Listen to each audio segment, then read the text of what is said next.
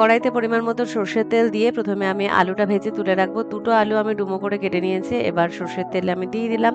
ভালো করে ভেজে তুলে নিচ্ছি। এবার একটা ড্রাই রোস্ট করে নেব মসলা। তার মধ্যে দিয়ে দিয়েছি গোটা জিরে, গোটা ধনে, গোটা গরম মসলা, তেজপাতা আর মৌরি। তো এই যে ড্রাই রোস্ট করে নিয়ে গুঁড়ো করে নিলে আমাদের রান্নার যে মসলা সেটা রেডি হয়ে যাবে। এবার তেলের মধ্যে দিয়ে দিচ্ছি একটু জিরে ফোড়ন। 3টে পেঁয়াজ কুচি করে নিয়েছি। পেঁয়াজটা ভেজে নিতে হবে।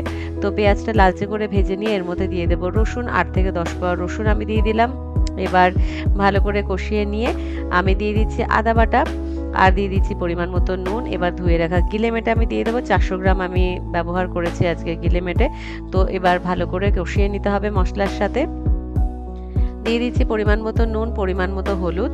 এবার দিয়ে দেবো টমেটো, শুকনো লঙ্কা আর কাঁচা লঙ্কা একসাথে আমি পেস্ট করে নিয়েছি। 2টো টমেটো নিয়েছি, 3 থেকে 4টে শুকনো লঙ্কা, 2টো কাঁচা লঙ্কা।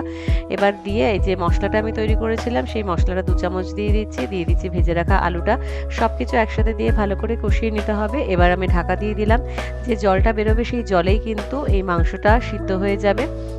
এবার জলটা ভালো করে শুকিয়ে গেলে তারপরেই কিন্তু আমি গরম জল অ্যাড করব। তো এই যে মাংসটা খুব সুন্দর করে কষানো হয়ে গেছে। এবার আমি হালকা করে দিয়ে দিচ্ছি জল, খুব বেশি জল দেব না কারণ এই রান্নাটা হচ্ছে একটু মাখা মাখা হবে। এবার আমি নামানোর আগে দিয়ে দিচ্ছি গরম মশলা। দেখে কিন্তু বুঝতেই পারছেন যে কতটা ডিলিশিয়াস হয়েছে, তাই না? কালার দেখে বোঝা যায়। তো এই যে রান্নাটা একদম